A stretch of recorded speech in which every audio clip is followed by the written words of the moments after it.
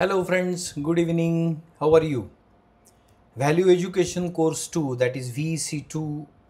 In that, today we are going to see topic 2 of Unit 1, Environmental Issues Local, Regional, Global, Part 2. So हमने इसमें environmental issues में कुछ local issues इसके पहले वाले episode में देखे थे। आज हम और कुछ लोकल इश्यूज़ देखने वाले जो रोज़मर्रा की हमारी ज़िंदगी में आ रहे हैं या उससे एनवायरनमेंट को बहुत तकलीफ़ हो रही है या एनवायरनमेंट डिस्टर्ब हो रहा है। So let's see the local environmental issues. So there is a very typical, एक बहुत टिपिकल इशू है डीसर्टिफिकेशन। डीसर्टिफिकेशन का मतलब है it is a type of land degradation in dry land in which biological productivity is lost. जमिनीचा कस निघून जाणे ज्याला म्हणतात ना, वो उपजाऊ जो क्वालिटी होती है ज़मीन की वो ख़त्म हो जाना। और वो अगर ख़त्म हो जाती है तो फिर वो ज़मीन कुछ काम की नहीं रहती है। वो ज़मीन से हम कुछ भी वहाँ बो नहीं सकते या वहाँ खेती नहीं कर सकते, ऐसी वो ज़मीन हो जाती है। उसे डिसर्टिफिकेशन कहते हैं। ये भी एनवायरनमेंट को बहुत बड़ा लॉस इससे होता है, इस रीज़न की वजह से। तो डिसर्टिफिकेशन इज़ द इशू।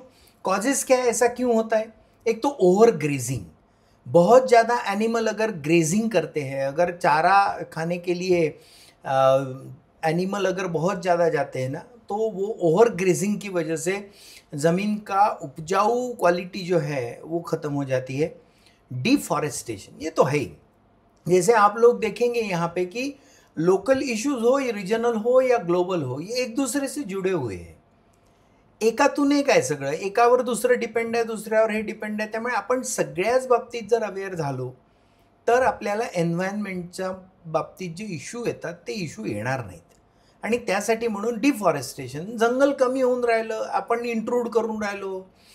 आधीच्या पण एक दोन इश्यूजमध्ये आपण पाहिलं की आपण जंगलामध्ये चाललो, म्हणजे जंगलाचं जे नेचर आहे ते डिस्टर्ब करून आपण त्याच्यावर एन्क्रोचमेंट करून राहिलो। हम उसके ऊपर कब्जा कर रहे हैं, जंगल के ऊपर। अब जंगल के ऊपर अगर कब्जा करेंगे तो अल्टीमेटली उसका रिजल्ट तो होगा ही। तो डिफॉरेस्टेशन ये रीज़न है। फार्मिंग प्रैक्टिस, किस तरह से खेती की जानी चाहिए, इसलिए यही कहा जाता है कि रिसर्च इसमें क्यों करना पड़ता है कि खेती प्रॉपरली अगर अगर की जाए तो फिर वो ज़मीन का उपजाऊ क्वालिटी जो है वो नेचर रहता है। तो आजकल पेस्टिसाइड्स यूज़ करते हैं, इंसेक्टिसाइड्स यूज़ करते थे, तो उसकी वजह से ये फार्मिंग प्रैक्टिस भी एक रीज़न है उसका। Excessive use of fertilizers and pesticide, मैंने बोला आपको, खतं आणि तणनाशकं खूप जास्त प्रमाणात, प्रचंड मोठ्या प्रमाणात टाकल्यामुळे याचा लॉस होतो। त्यानंतर over drafting of ground water, जमिनीतून पाणी जास्त काढलं जाणे, खूप जास्त। जमिनीमध्ये ओलावा टिकवून त्या जमिनीची जो कस आहे तो टिकण्यासाठी जमिनीमध्ये पाणी लागतं, पण ते पाणी इतकं काढून राहिलो आपण बाहेर वेगवेगळ्या कारणासाठी की त्याच्यामुळे देखील जमिनीचा जो कस आहे तो समाप्त होतो आणि जमीन ही खराब होऊन जाते। त्याच्यामधली जी उपजाऊ त्याचं जो नेचर आहे ते संपून जातं। क्लायमेट चेंज, क्लायमेट चेंज हा देखील एक रिझन आहे। आपण क्लायमेट चेंज पाहून राहिलो। आपल्याकडे आता हिवाळा हा सीझन जवळपास नाहीसा होतो आहे। एक महिना फक्त थंडी पडते, म्हणजे सुरुवातीच्या काळामध्ये आपण 4-4 महिने हे ठरवले होते, जून, जुलै, ऑगस्ट, सप्टेंबर, ऑक्टोबर हे पावसाचे दिवस। त्यानंतर मग नोव्हेंबर, डिसेंबर, जानेवारी आणि फेब्रुवारीपर्यंत थंडी पडायची आणि मग मार्च, एप्रिल, मे असे हे उन्हाळ्याचे दिवस। असं एकंदरीत बायोलॉजिकल आणि नेचरचं क्लॉक होतं। आता मात्र आपल्याला थंडी फक्त एखाद महिना पडताना दिसते। आता 2च सीझन आहेत फक्त, एक तर प्रचंड ऊन आहे, गरमी आहे आणि पाऊस खूप जास्त आहे। तर हे जे क्लायमेट चेंज आहे याचाही परिणाम डिसर्टिफिकेशनवर होतो। आता डिसर्टिफिकेशनची इफेक्ट काय आहे?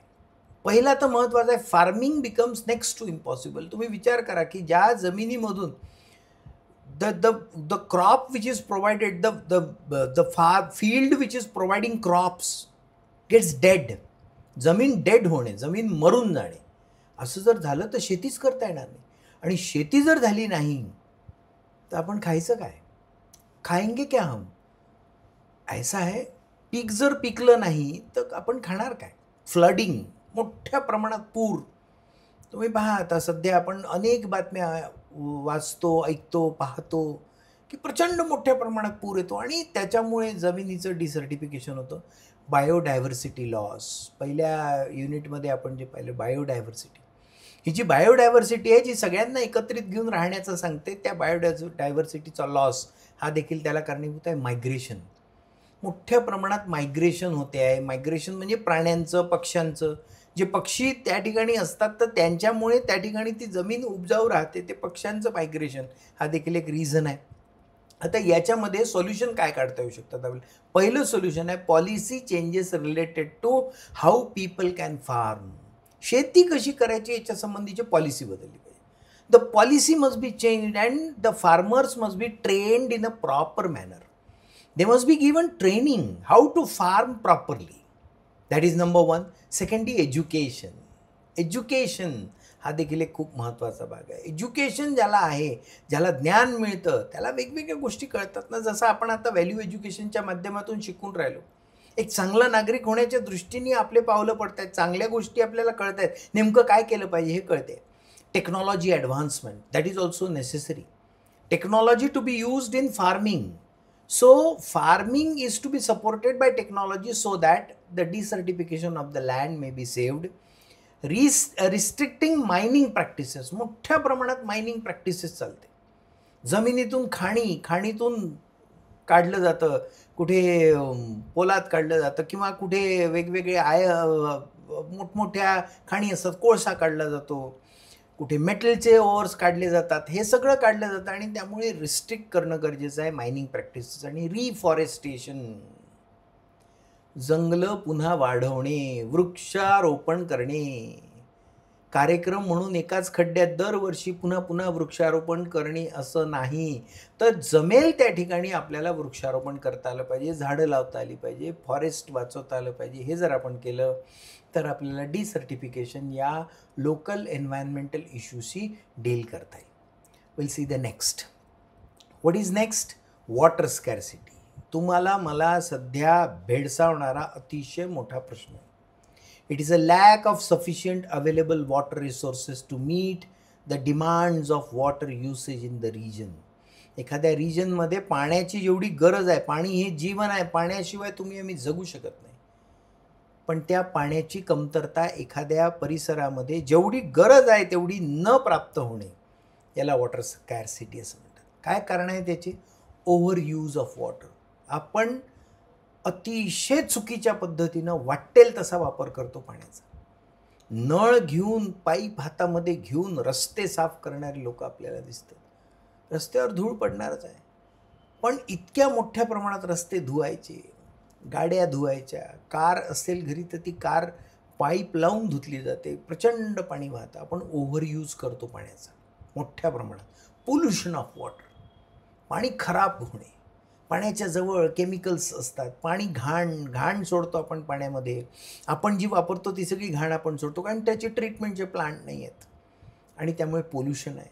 Global warming, more evaporation. Global warming हा इश्यू आपण लोकल, रिजनल आणि ग्लोबल इश्यूजमध्ये बघणार आहोत. ग्लोबल वॉर्मिंग, ज्यांनी ग्लोबल वॉर्मिंग म्हणजे आत्ता सांगायचं झालं तर संबंध जगाचं तापमान वाढत चाललं आहे.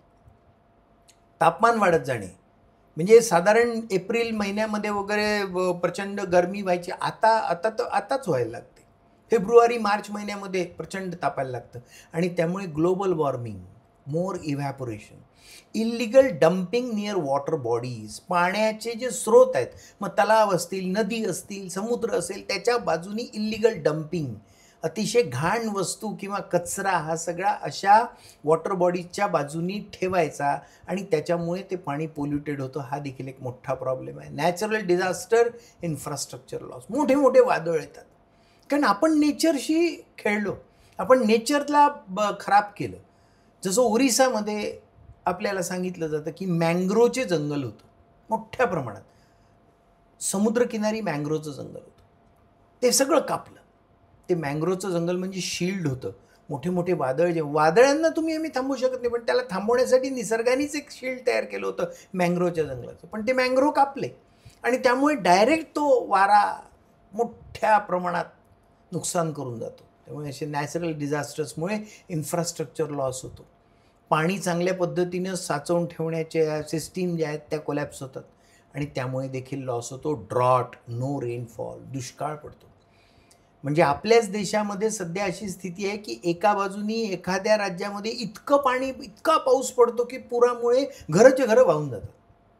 आणि त्याच वेळी या आपल्या देशामध्ये दुसऱ्या एका राज्यामध्ये लोकांना पिण्याचं पाणी आणण्यासाठी 25 किलोमीटर पायी चालून जावं लागतं.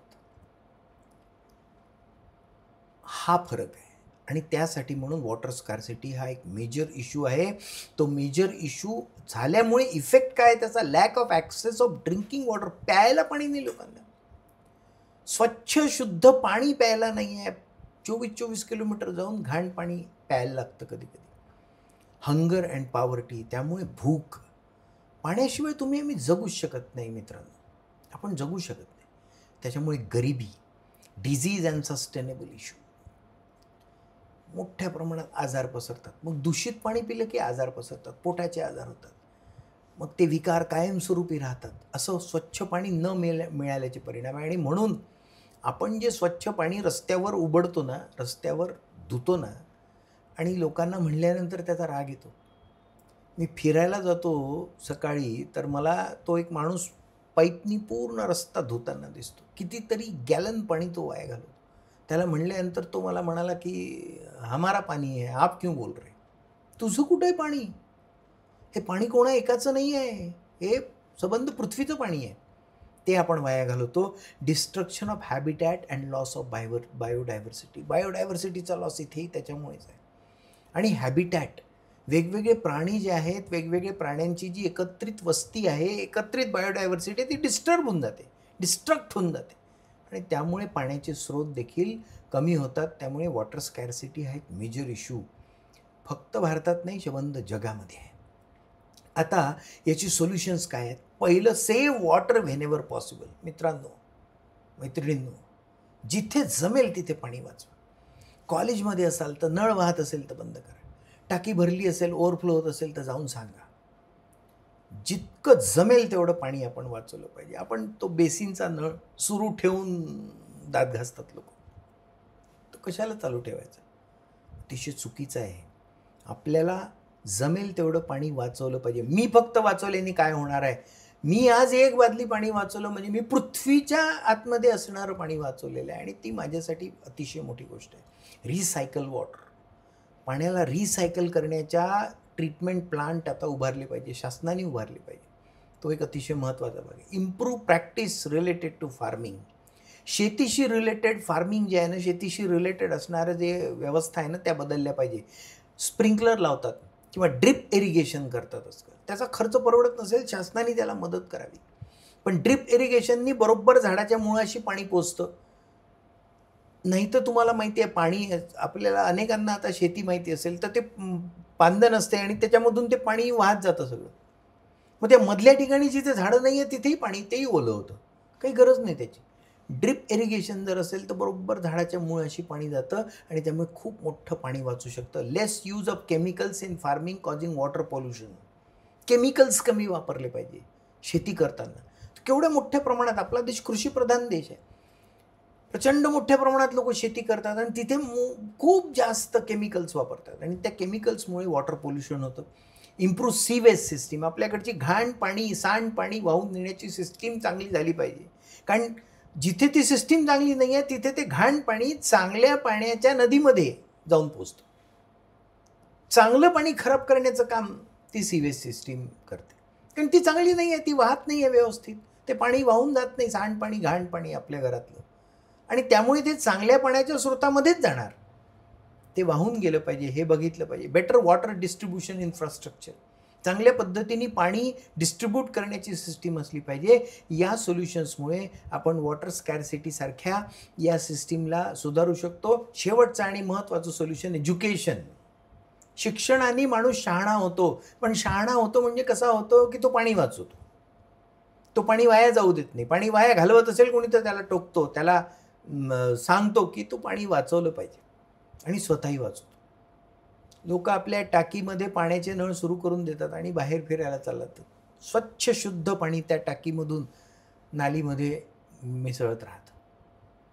हे थांबवलं पाहिजे आपण. आणि त्यामुळे वॉटर स्कॅर्सिटीसारखा इश्यू आपल्याला थांबवता येईल. आपल्या आजच्या या एपिसोडमधला शेवटचा इश्यू अतिशय महत्त्वाचा आहे, एंडेंजर्ड स्पीसीज. 2020च्या एकंदर सेन्ससनुसार जगभरामधल्या 6,811 स्पीसीज प्राण्यांच्या आणि पक्ष्यांच्या एंडेंजर्ड म्हणल्या गेलेल्या थ्रेट टू इकोसिस्टीम आहे. त्या संपून राहिल्या. पक्ष्यांच्या त्यांच्या त्या स्पीसीज आहेत त्या संपून राहिल्या. ते प्राणी संपून राहिले, आता टिकूनच नाही राहिले, कारण त्यांना टिकवण्यासाठीच्या व्यवस्थाच नाही आहेत. कोणत्या स्पीसीज आहेत एंडेंजर्ड की ज्या आता धोकादायक स्थितीमध्ये की त्या संपत येतात? आफ्रिकन लेपर्ड, बेंगॉल टायगर, जो जंगलचा राजा म्हणल्या जायचा असा बेंगॉल टायगर, हे मोठा असतो बेंगॉल टायगर, संपून राहिला तो. ब्ल्यू व्हेल संपून राहिला. ग्रे पॅरट तो संपतोय. एशियाटिक चित्ता तो संपतोय. ब्लॅक रायनो तो संपतोय. अतिशय धोकादायक स्थितीमध्ये की मोजके थोडेफार प्राणी ते आता राहिलेले आहेत, तेही संपण्याच्या स्थितीमध्ये आहे. संपून गेलेले देखील काही आहेत. कॅप्सियन टायगर, जावा टायगर हे एक्स्टिंक्ट झाले. जसे डायनोसॉर आता इव्होल्युशनच्या प्रोसेसमध्ये संपले, हे मात्र पोल्युशन, डिफॉरेस्टेशन आणि माणसांनी त्या जंगलावर केलेल्या एन्क्रोचमेंटमुळे संपले.